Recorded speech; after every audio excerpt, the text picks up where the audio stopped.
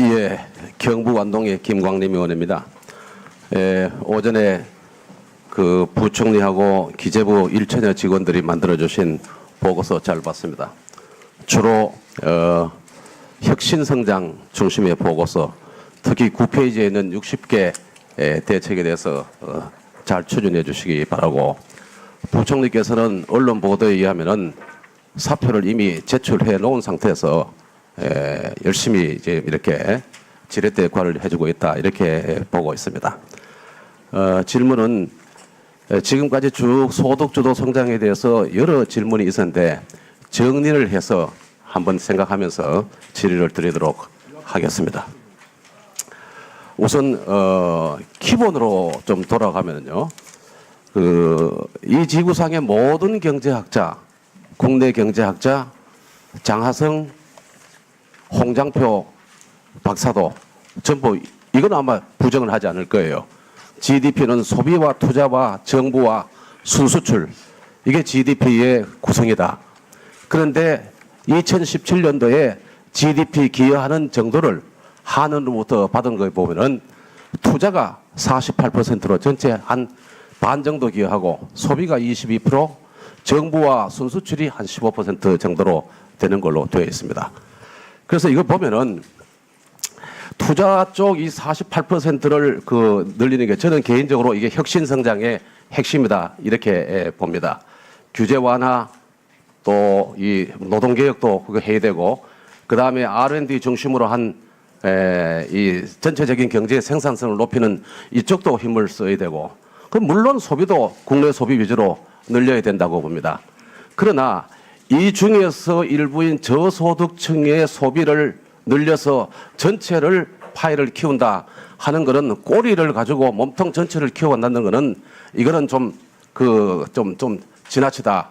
그래서 소득은 증대시켜야 되는데, 이를 소득을 주도해서 성장을 한다 하면은 결과적으로 소득은 도주하게 되고 일자리도 도주할 수밖에 없다, 이런 내용입니다. 그러니까 소비는 늘리도록 합시다. 그러나 투자에 더 힘을 쏟고 혁신 성장하도록 그렇게 해야 된다, 이렇게 생각을 합니다. 그 다음에 소득 주도 성장에 여러분들이 말씀하셨습니다만은, 어찌든지 간에 일자리 새로 만드는 거는 김대중 대통령, 노무현 대통령, 이명박 대통령 연 28만 명씩 늘려왔습니다. 그리고 박근혜 정부에서는 연 36만 개 늘렸고, 이 정부 들고 첫 해인 2017년도 32만 개 늘렸어요. 그래서 18년도에 32만 개 목표를 세웠다가 상반기에 14만 개로 떨어지고, 14만 개로 떨어지고 결국은 7월, 8월 오면서 2,500명, 그리고 9월 달에는 4만 5천 명으로 떨어졌는데, 부총리, 이것도 제가 가만 보니까요, 9월 달에는 추석이 작년에 10월에 있던 것이 9월에 땡겨서 이렇게 된 것 같아요. 10월 되면 어떨 것 같아요? 10월에도 그 여건이 개선이 쉽지 않은 상황입니다. 어렵죠. 예. 마이너스 가능성 배제할 수?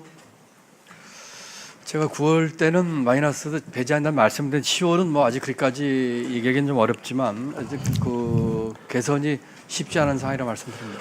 그리고 이제 이 4만 5천 개도 기본적으로 기재부 공무원들하고 우리 같이 생각을 해봐야 되는 게, 이게 왜 그나마 저렇게 됐느냐 보면은 공공부문 일자리에서 16만 개 늘리는 겁니다, 정부에서. 그리고 민간 일자리는 11만 5천 개 줄어서 4만 5천 개가 되는 겁니다. 자료 한번 제출해 주십시오. 과거 정부에서 어느 우리 경제 성장 과정에서 민간 부문 일자리가 공공 부문 일자리보다가 적었던 데가, 줄었던 데가 언제 있는지, 혹시 IMF 때 어떤지는 모르겠지만 이 자료를 한번 부탁을 드리고요. 특히 문제되는 게 뭐냐 하면은, 민간 부분 일자리 중에서 농림업 일자리가 5만 7천 개나 증가했다? 이건 누구도 안 믿습니다. 그 첫 번째 문제가 농림업 일자리인데, 귀농 술자는 줄어드는데, 이 정부 들고, 그러니까 62년도 경제개발 계속 이후에 매년 5만 개 내지 10만 개씩 줄어오던 농림업 부분에서 이게 5만 7천 개 늘어나는 겁니다. 이 부분에서 자료 한번 주십시오. 과거에 이렇게 농림업 부분에서 일어났는지, 농림업 부분은 지금 무슨 뭐 손농사 짓는 거 이거 줄이고 기계 쓰고 스마트팜 가고 이렇게 하는데, 이 숫자를 보는 농어촌에서는 농어민은 어떻게 생각할지 한번 이 자료를 과거에 이런 게 있었는지 한번 내주십시오. 두 번째로, 문제가 30, 40대 제조업 중심으로 하는 일자리는 이게 23만 개 줄어듭니다. 그리고 60세 이상, 그러니까 65세 이상에서 특히 일자리가 23만 개 정도 늘어나는 거. 이 부분에 대해서는 한번 그 자료를 우리 구조가 취업 구조가 이렇게 갈 수 있는지 30, 40대 이게 수정하겠습니다. 15만 개 줄은 걸로. 그런데 이 부분에 대해서는 정말 고민을 해봐야 된다 이렇게 생각합니다. 세 번째, 아무리 그렇지 않다고 해도 최저임금과 관련된 3개 업종, 편의점, 골목상권, 음식 숙박업, 경비원, 청소 영역에서 31만 6천 개 줄은 거래요. 이게 늘었으면 32만 개 늘어나면 전체적으로 괜찮다 이렇게 되는 겁니다. 이 부분하고 일자리를 늘리겠다고 했고 그 다음에는 저소득층의 소득을 늘린다고 했는데 소득 한번 정리해서 또 봅시다. 예, 보면은 상위 20%는 10.3% 늘어나고 하위 20%는 7.6% 줄어들었어요. 이제 이렇게 해오니까 이 5분위 배수는 역대 최악으로 벌어지는 겁니다. 지위 개수도 가장 높은 수준을 지금 보이고 있어요. 이게 목적했던 바는 아닐 겁니다.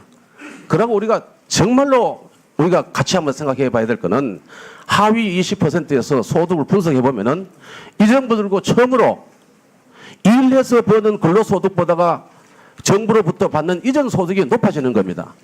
60대 이게 40일 정도로 이렇게 차이가 나는 겁니다. 이 부분에 대해서는 한번 깊이 고민을 해봐야 되고 이게 남미 그리스 쪽으로 가는 행위 아닌가 하는 것들에 대해서 고민을 해야 된다 이렇게 생각하고 거듭 말씀드릴 거는 최저임금을 그 업종과 규모와 이 지역별로 그다음에 일자리 단축은 업종 규모 그리고 계절별로 조정해야 된다 이렇게 건의를 드리고 이 부분에 대해서 혹시 이게 잘못 제가 생각하고 있다든지 아니면 전체적인 구성의 생각을 좀 말씀해 예, 의원님 그 좋은 분석에 감사드리고요.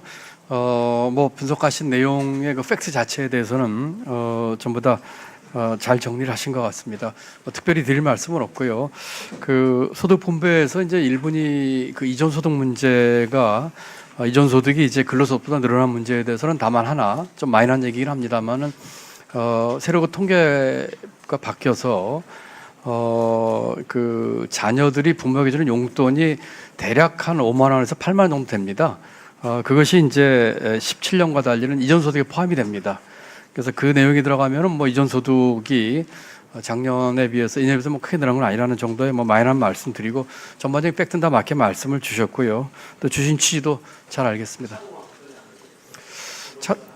예, 짧게 정리해 주시죠. 최저임금 차등화 문제에 대해서는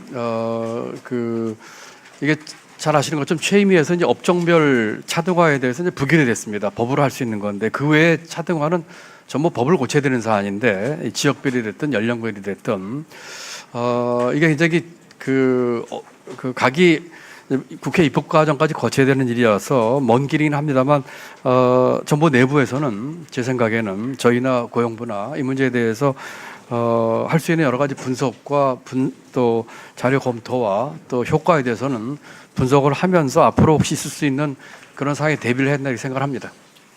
예, 수고하셨습니다. 위원님들 질의답변 포함해서 7분 이내에 끝낼 수 있도록 좀 협조해 주시길 부탁드리겠습니다. 다음 존경하는 김성식 위원님 질의하시겠습니다.